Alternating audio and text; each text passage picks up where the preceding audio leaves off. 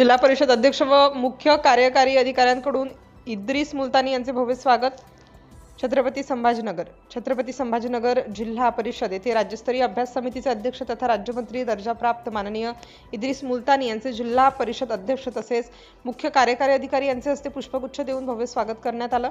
यावेळी जिल्हा परिषदेतील पदाधिकारी, अधिकारी व कर्मचारी मोठ्या संख्येने उपस्थित होते।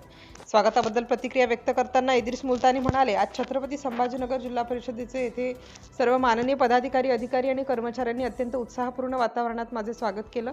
या प्रेम, सन्मान आणि आपुलकीबद्दल मी सर्वांचा मनापासून ऋणी आहे। हा सन्मान माझ्यावरील विश्वासाची जाणीव करून देणारा असून यापुढेही जनतेच्या हितासाठी अधिक जोमाने व प्रामाणिकपणे कार्य करण्याची प्रेरणा देणार आहे।